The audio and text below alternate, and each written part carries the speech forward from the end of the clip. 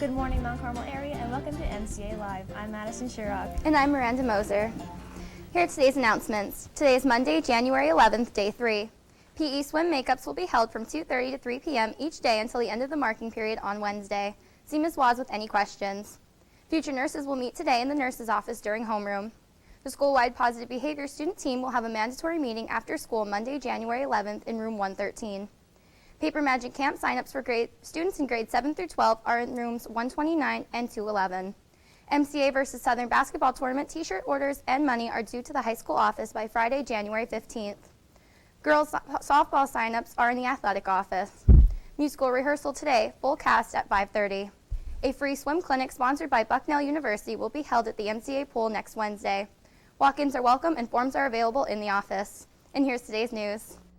The 8th annual Tech Ed Boat Regatta kept everyone on the edge of their seats from the first boat in the water to the last one standing. Traditionally, the regatta is held in the spring, but this year Mr. Forspring decided to switch it up and make it a winter event. The Mount Carmel area pool was packed with community members and students cheering on their favorite boaters. 27 students participated in the annual boat regatta this year, and each of them had different strategies for constructing their boat. Some boaters used cardboard, paint, and high-strength adhesives to make it withstand the water.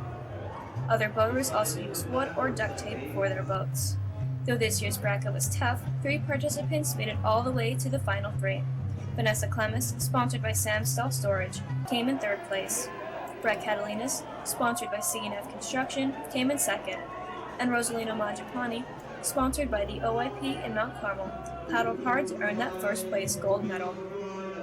Originally, Catalinas had won the final race, but after video review, it was determined that he didn't maneuver his buoy correctly, putting the 2 into a sudden death round. The competitor who paddled their boat from one end of the pool to the other first was crowned the 2015-2016 Boat Regatta champion. Both Catalinas and Majapani used the last of their energy to finish out strong.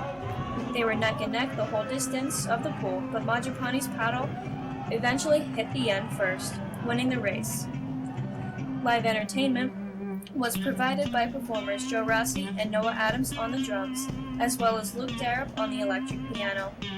The trio played songs such as Another One Bites the Dust by Queen, Smoke on the Water by Deep Purple, and other classic rock favorites.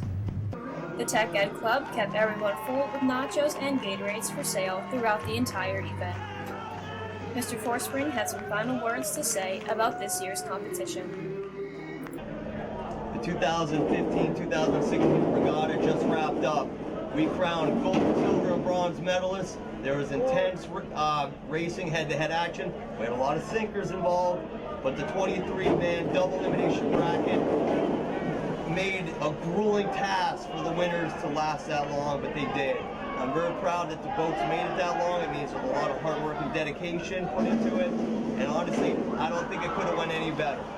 Everyone in this year's bracket did a great job at assembling and racing their boats and are already looking forward to next year. The Junior High Pride Award winners have been announced for the month of December. 7th grade winner is Maggie McCracken, daughter of David and Vivian McCracken of Mount Carmel. Maggie is on the Distinguished Honor Roll and was a 3-time placer at the Odyssey of the Mind competition. She is an altar server at Our Lady of Mount Carmel Church and is on the junior high girls basketball team and plays AYSO soccer. Maggie enjoys hiking, reading, camping, dancing, watching, and also playing sports. The 8th grade recipient is Mackenzie Pyle, daughter of Lori Pyle of Strong. Mackenzie is on the Distinguished Honor Roll and was a previous Elks Junior Teen Award winner. She is a member of the Art, Writing, and Interact clubs. In her free time, she enjoys horseback riding, camping, and spending time with her family and friends. Congratulations, Maggie and Mackenzie, and keep up the great work. The time has come for seniors to decide on a college, and financial aid is a huge factor. Free application for Federal Student Aid, or FASFA, is used to determine the amount of money a family is expected to contribute and determine student grants, work study, and loan amounts. However, before you complete the FASFA, you need to register for a PIN number, and luckily, Mount Carmel area will hold a PIN registration and info session on Friday, January 22nd. In addition, Mrs. Nestica will visit senior classes to sign up interested students for a 15-minute time slot in the computer lab. Students will work with Marla Kane and are required to bring necessary paperwork. Parents also must go online and make their own separate PIN numbers.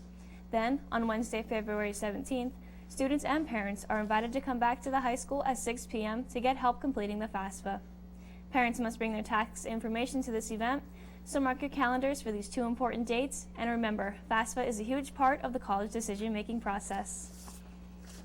We'll be right back with Luke Darrop and Dylan Fimoncini and another special sports segment.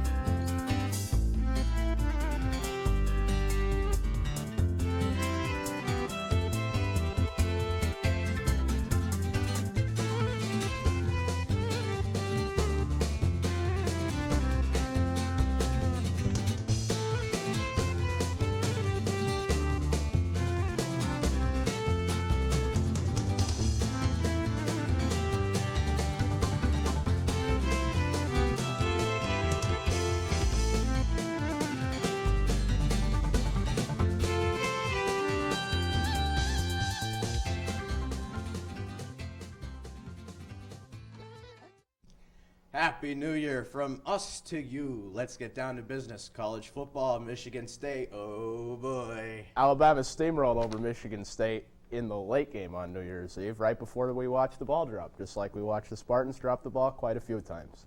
Jake Coker of Alabama threw for almost 300 yards and 2 touchdowns. Cyrus Jones had a punt return for a touchdown after his team forced a punt from the Michigan State end zone, and the defense sacked our beloved Connor Cook 4 times.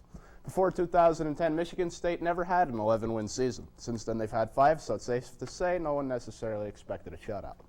When all was said and done, Alabama got the invite to the national championship game after the score finished at 38-0. Well, the early game was arguably more exciting than the late game blowout, as pre-gamers had something to enjoy on the kitchen TV while the buffalo chicken dip and green bean casserole cooked up for the late night festivities. It was the 2014 Citrus Bowl rematch that was a 40-6 pounding of Oklahoma by Clemson last year.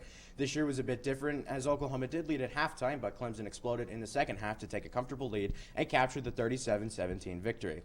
Now, the first half wasn't all Oklahoma, as Clemson threatened 4 times in the red zone, but only capitalized once in those first 30 minutes. A fake punt by Clemson punter Andy Teasdall sparked hope into the hearts of his teammates as well. After the second half kickoff, Clemson got to business and scored 21 points. Wayne Gallman and Deshaun Watson carried the ball a total of 50 times for about 300 yards and 3 touchdowns. This game made Oklahoma 7-8 in bowl games in the last 15 years, surprising for one of the most prestigious football programs in the country. Nick Saban is 3-0 in his first championship game. Sweeney's Tigers are led by a front 7 that is filled with many prospects for the upcoming draft, including Shaq Lawson. So we'll see what happens. The big game between Clemson and Alabama of 8:30 p.m. on ESPN, and coverage will begin at 4 p.m. with College Game Day.